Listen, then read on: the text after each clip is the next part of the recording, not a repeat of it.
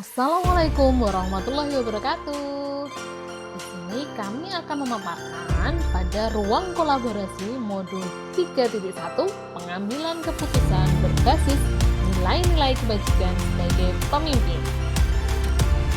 Kami, kelompok 2, beranggotakan Bu Isma Tamsiah dari TK Al Barokah, Bu Istiani dari SLB Negeri 1 Sleman, Bu Indah Apliasani dari SMA Negeri 1 Depok, dan Bu Lulu Vista Mulewati dari SMK Kesehatan Sadewa.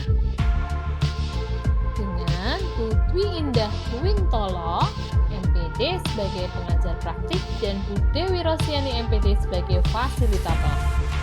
Tujuan pembelajaran, CKP dapat berbagi, berkolaborasi, dan menerapkan keterampilan pengambilan keputusan berdasarkan 4 paradigma, 3 prinsip, dan 9 langkah pengambilan dan pengujian keputusan.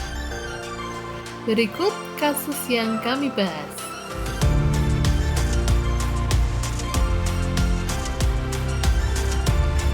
Dari hasil kasus tersebut, kami analisis paradigma yang muncul adalah individu versus kelompok, kemudian rasa keadilan versus rasa kasihan.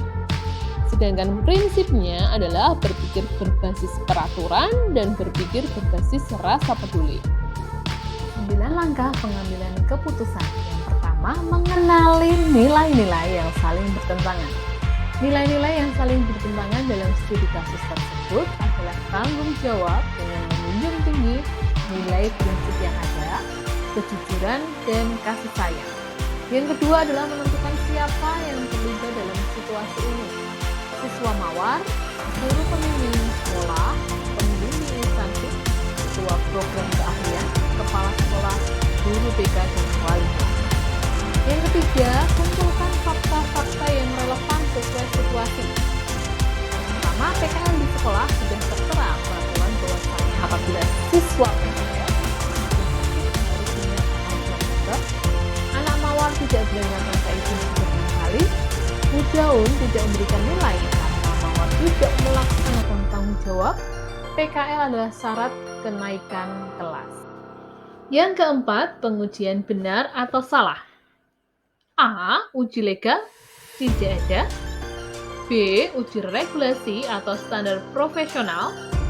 Siswa mawar melakukan pelanggaran peraturan PKL sehingga konsekuensinya harus ditanggung. Yang C. Uji intuisi. Kebijakan dari rumah sakit instansi tempat PKL yang tidak memberikan nilai kepada mawar. D. Uji publikasi. Apabila keputusan dipublikasikan di media dan menjadi viral, maka merasa tidak nyaman dan malu karena nampak baik kepala sekolah, guru, dan staf, terutama bidang keahlian tercemar, serta reputasi lembaga akan turun. Uji panutan atau idola. Panutan atau idola dalam pengambilan keputusan adalah kepala sekolah, di mana kepala sekolah merupakan pemimpin sekolah. Tentunya keputusan-keputusan yang diambil sudah. Kelima, pengujian paradigma benar lawan benar. Yang pertama, rasa keadilan melawan rasa kasihan. Rasa keadilan karena tanggung jawab siswa atas tidak ada izin yang sesuai prosedur dan sesuai tata tertib PKL. Rasa kasihan karena mawar tidak bisa naik kelas.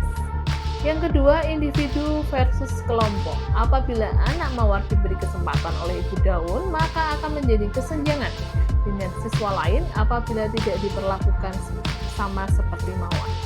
Yang keenam, melakukan prinsip resolusi. Berpikir berbasis peraturan. Peraturan PKL salah satunya apabila anak izin sakit dengan surat dokter dan memberikan info kepada pembimbing sekolah dan instansi. Yang kedua, berpikir berbasis rasa peduli. Mawar seharusnya PKL di RS Moro Sehat tetap mendapatkan nilai dari budian walaupun dengan konsekuensi yang didapatkan. 7. Investigasi opsi trilema. Apabila saya sebagai peserta akan memanggil mawar untuk coaching dengan alur curhat apa masalah yang dia alami dan memberikan kesempatan mawar untuk menyampaikan solusi atas kompetensi mawar. Yang kedua, selanjutnya saya koordinasi dengan dengan pembimbing instansi mengenai masalah mawar. Disampaikan alasan mawar tidak masuk tanpa izin bukan untuk pembenaran, akan tetapi menyampaikan hal yang sebenarnya. Tidak berangkat selama 6 hari bisa ditukar dengan mengganti 6 hari jaga. Jadi hutang jaga dipenuhi dengan ganti jaga.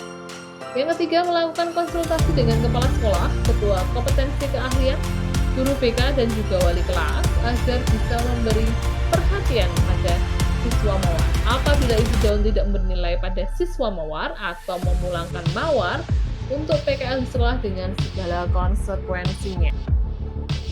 Yang kedelapan, buat keputusan.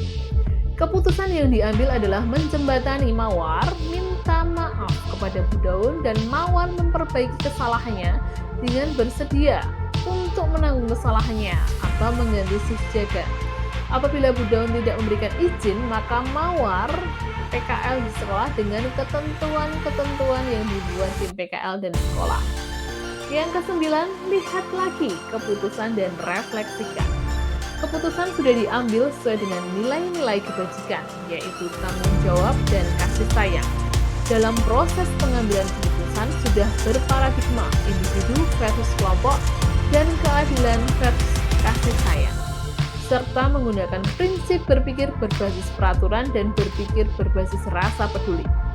Yang kedua, sebaiknya selama PKL, pembimbing sekolah harus melakukan pendampingan yang intensif. Yang ketiga, sebelum PKL, peserta didik menandatangani fakta integritas mengenai beberapa peraturan yang vital untuk ketertiban PKL. Lanjut, memuat hal-hal menarik atau tak terduga yang ditemui dalam menganalisis studi kasus pilihan. Kita temui hal-hal menarik, yaitu kita dengan pendekatan menggunakan teknik coaching, bahwasanya alasan anak ini izin sakit tanpa surat dokter adalah mawar menyampaikan karena keluarga broken home dan anak bingung antara memilih hidup atau tinggal dengan bapak. Kita sebagai guru pendamping bukan hanya melihat dari satu sisi, akan tetapi kita harus melakukan komunikasi dan pendekatan dengan siswa. Alasannya adalah masalah keluarga. Tahapan pengambilan dan pengujian terhadap studi kasus pilihan. Apakah telah tepat atau belum? Mengapa? Tahapan pengambilan dan pengujian terhadap studi kasus pilihan sudah tepat karena keputusan tersebut mengandung nilai-nilai kebajikan, berpihak pada siswa mawar, dan dapat dipertanggungjawabkan dengan tetap memberikan konsekuensi pada siswa mawar. Masihkah ada pertanyaan-pertanyaan lanjutan dalam benak? Apakah pilihan pengambilan keputusan ini telah tepat?